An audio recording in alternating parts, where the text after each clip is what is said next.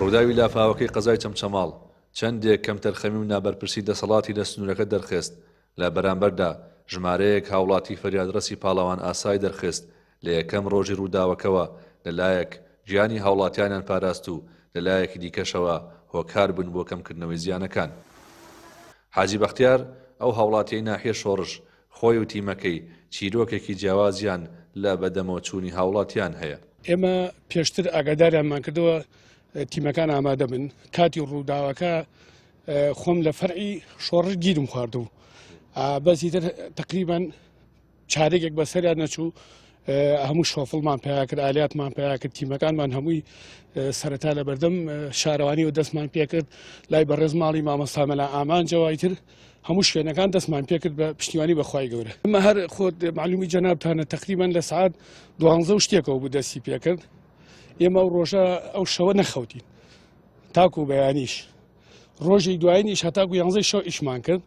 تر تیمەکانمان بەردەوام بووە تا شارمان پاکەوە کرد. هۆکاری دڵسۆزی و بەدەمەوەچوونی هاوڵاتیانیش جیاوازە لای حاجی بەختیار خۆی منداڵی نەخۆشی هەیە و ئەمە بۆتە هاندەری کە لە پێناوی ڕزگارکردنی خەڵکی ترسی لە مردنیش نەبێت.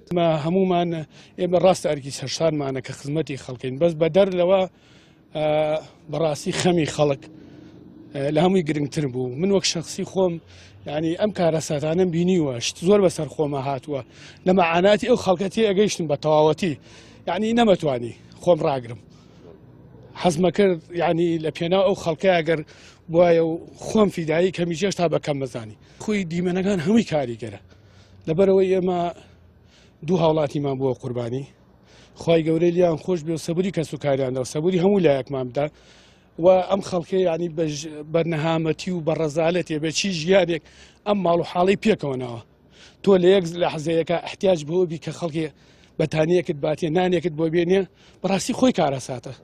من زۆر دڵخۆش بم بەوەی کە توانیمان لە ماوەیەکی کەمە لە ماوەیەکی چەند ڕۆژە ئەلحەمدولیلا لەوانەیە بڵێم لە 90 بەسەرەوە شارمان پاکەوە کردووە.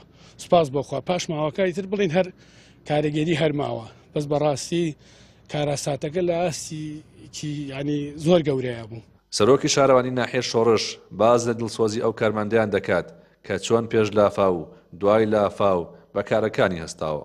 کاک حاجی بەختیار یەکێکە لە مۆزەفە دڵسۆزەکانمان لە بەشی باخچەکان و خەدەماتمانە هەم سەرپەرشتیاری تیمی ئانزۆشەکە لێرە سەرپەرشتێن و شارەوانی خۆمان یەکێکە لەو مۆزەفانەی کە بەڕاستی دڵسۆزە بۆ شارەکە هەر لە یەکەم ڕۆژی لافاوەکە پێش دروستبووی لافاوەکەش لەناو خەڵکا بۆ بە شۆفڵ و بە ئەوەنی کە ئامێریکا بەردەست بووە بە ئێستاشەوە بەردەوام خەریکە لەگەڵ تیمەکانمان بووە تاوان بە تەنیاش نییە کە حاجی بەختیار بەڵام یەکێکە لە نمونەی مۆزەفە دڵسۆزەکانمان کاک حاجی سەرپەرشتیاری تیمی پاکردنەوەکەیە کرد تاوان دکتۆر بران خۆی سەرپەرشتیاری گشتی بوو بەڵام ئێمە تیممان کرد بوو تیمێکیان کاک حاجی سەرپەرشتی کرد و بەردەوام لەگەڵ هەموو تیمەکانیشا بوو بە ئێستاشەوە سەرپەرشتی و تیمانەمانەکات.